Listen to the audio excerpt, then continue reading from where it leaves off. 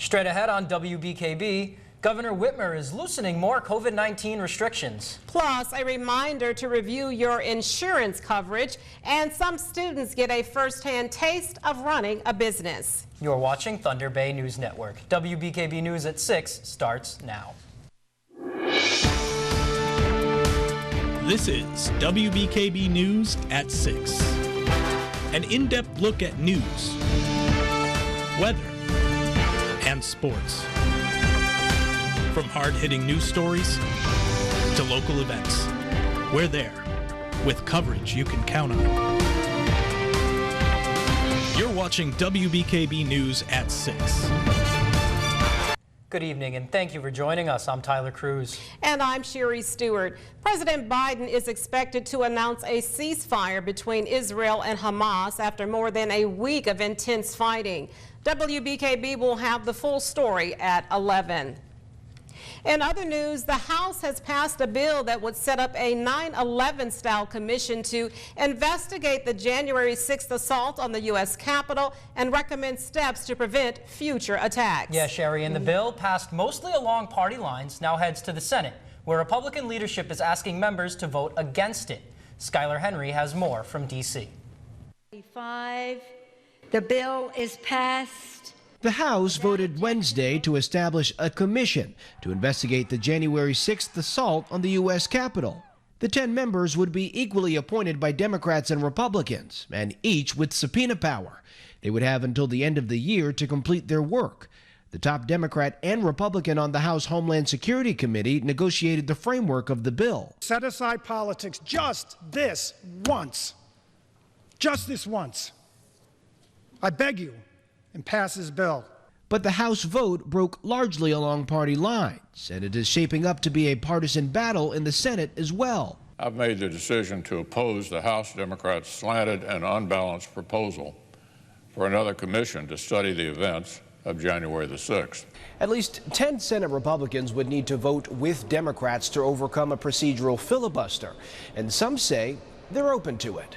A properly structured and run commission could be helpful and give us lessons to learn. While others are downplaying the events of January 6th. By and large, it was peaceful protests, except for, there were a number of people, basically agitators, that whipped the crowd and breached the Capitol.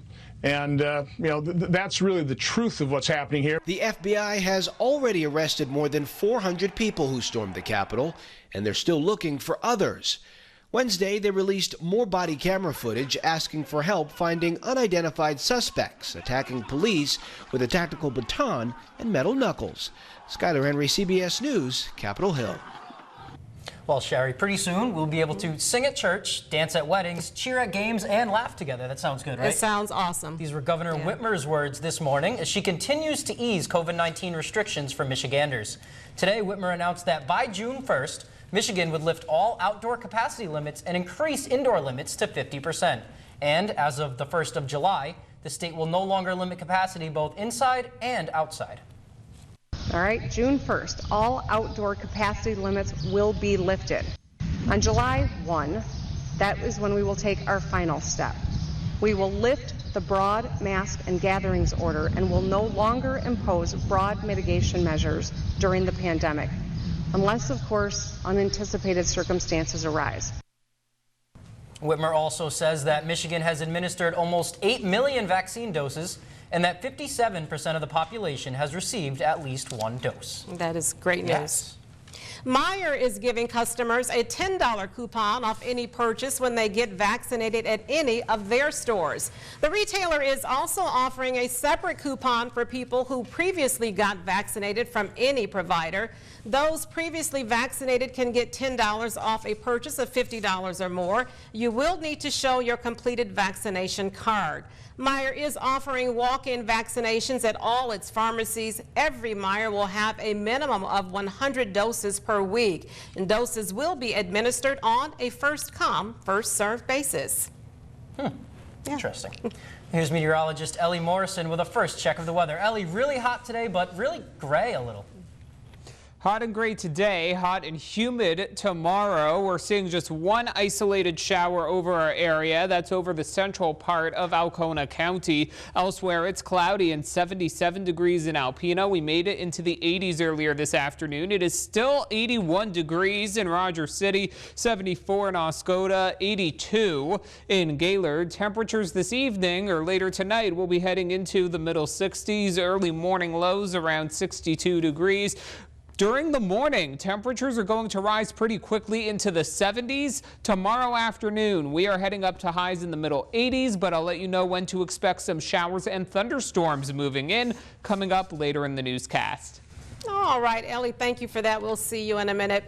Michiganders are encouraged to review their insurance policies to confirm whether or not they are covered in the event of a flood. The warning comes as the state observes the one-year anniversary of the failure of 2 mid-Michigan dams. Anita Fox, director of the Michigan Department of Insurance and Financial Services, says unfortunately most people don't look at their policies until there's a disaster. What we want people to know is you need to know that beforehand so that you know what's covered under your policy. Fox says many Michiganders don't know that most homeowners, renters, and business insurance policies do not cover flood damage. Most of them do not cover loss related to a flood, a kind of inundation of water over a large area. And we know that those can be expensive and devastating. And I was there in Midland last year talking to those residents about the devastation and how they didn't have coverage. And I never want to walk around to a community and do that again. Fox says just 1 inch of flood water can cause up to $25,000 in damage. The failures of the Eatonville and Sanford dams last May destroyed many mid-Michigan homes and businesses. Some 10,000 residents were forced to evacuate. You'll find this story posted on our website at WBKB11.com for more information on getting flood insurance. Well, good news for drivers as Michigan is no longer the most expensive state for car insurance. But what does this really mean? Insure.com says Michigan dropped to number 2 following reforms to the auto no-fault system. Spokesperson Erin McDonough says evidence proves that no-fault reforms are working to save drivers money. Quentin Meeks says it's nice to not be number 1, but Meeks adds there's a little bit more than meets the eye. Doesn't necessarily mean the rate behind the premium is coming down. I think primarily it's being driven by the choices provided to clients in Michigan, and that they can now choose lower limits which carry a lower premium. Meek gives suggestions on what to consider when choosing insurance. He says looking at your asset base, such as home and car, are important. Have those conversations, understand, what does adequate insurance for you and your family mean? And don't just jump at the lower premium, because ultimately a couple $100 in savings might not mean that you are protected in the same ways that you were maybe a year ago. Meek says it's important to think about the downstream impact, such as a catastrophic loss. There you go. Yeah. A message to students and teachers of Alpena High School: wake up and smell the coffee. Yeah, Sherry, and you can grab a fresh cup of it at the Tea and Bean that started this week. Alpena entrepreneurship students get a taste of running a small business as they opened up a coffee and tea shop called Tea and Bean inside of the high school on Tuesday. That's why I like doing this coffee shop, because every day we're doing something new in the coffee shop or looking at a new project to see what best suits our business. Caleb is the oldest student in the brew crew, and he says learning hands-on beats regular class any day of the week. At least it's a lot more fun than doing a test. Mrs. Renchensky, the entrepreneurship teacher, says getting some time away from lecturing is nice too. As a teacher, sometimes you don't know if they're learning something or not, especially in the traditional classroom. But when you put it towards this, you actually see what they've learned. Tea and Bean is open during the students' lunch hour and sells everything from your normal coffee to espresso shots and even their most popular item. Right now it's the boba tea. At just $3, you can come get yourself one. Caleb and his 3 classmates all want to be involved with business when they get older. For Renchensky, seeing her students apply what she teaches in the real world at Tea and Bean is a priceless experience. A lot of pride. I'm just really proud of my kids. I come in every day smiling and just excited to see what they're going to do that day. The program expects to run the coffee shop for the rest of the school year and for the years following. And this year, they operate on Tuesday, Wednesday, and Thursday. As for Caleb and the others, let's hope there's more coffee and less tests. That was really cool. Great story. You know how I like my coffee in the morning. Very so I strong. imagine everybody at Alpena is happy that that's there. Very strong. There's more news ahead for you here on WBKB. Coming up, one way you can leave your mark as an artist in downtown Alpena. Personal water fountain today, given how warm it's been. Thank you, Linda, for sending us this photo. If you have a photo, such as nature shots, pics with friends, or interesting sights you see that you'd like to send us, email it along with a short description to news@WBKB11.com. Sherry, I don't need a water fountain. I need an ice shower or ice bath or something like that. You know the Really? ALS bucket challenge? I need someone to dump a cold bucket of ice on me. Okay, well, we might just do that. Coming up on WBKB News, how physical activity can help kids in the classroom, and Jake Vanderbrook will have the latest in sports. Stay tuned. Welcome back. If you're an artist, the Fresh Waves Initiative is the perfect way to leave your mark in Alpena. The Downtown Development Authority is looking for local artists to paint a mural. The mural will be located on the grass area of the harbor in Alpena. The usual 6x8 sized mural will be replaced with 4x8 panels.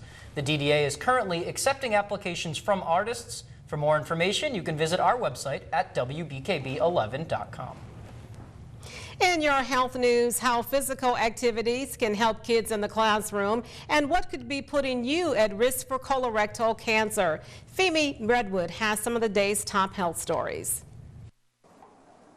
New research links red meat intake, poor education, and heavier alcohol use to an increase in colorectal cancer in people under 50. A U.S. task force recommended this week that men and women get checked starting at age 45. Colorectal cancer claims more than 50,000 lives every year.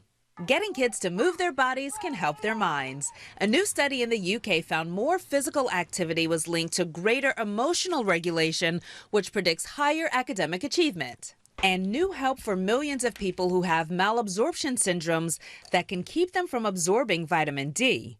Researchers at Boston University School of Medicine found taking a more water-soluble form of the vitamin improves absorption. Those are some of the day's top health stories. Femi Redwood, CBS News, New York. Sports is coming up next, but first, Jake Vanderbrook is in with a preview. Jake, what's going on tonight? Hey, Tyler, how about those Tigers? 3 big wins on the road at Seattle. We'll break down last night's victory. And from the Detroit Tigers to the Hillman Tigers. They're hosting Andre Sims in a doubleheader. Early highlights of Game 1 when Welcome back. Well, Sherry, a lot of the times when I see pros make terrible golf shots, I think to myself, hey, I can do that. Well, probably not this time. Sebastian Munoz off the tee at 18 and goes way left with the driver. You can just ask Jake. I can definitely do that. But here's where the fun comes in. Munoz's shot doesn't hit a fan or a tree. You see everybody cheering. It landed in the trash. I really don't think he could do that again if he tried. And then there was one, I guess you could call her a lucky fan. She went home with the trashed golf ball. That's interesting. That's very funny. It is. Well, that is all we have for you this evening. You can read more about our broadcast stories and get the scoop on other news items online. Just visit WBKB11.com for sports, weather, and news updates anytime, day or night. And check us out on our Facebook page and Twitter handle at WBKB11. Be sure to catch us back here tonight at 11 with Stephanie Manici. Have a great evening.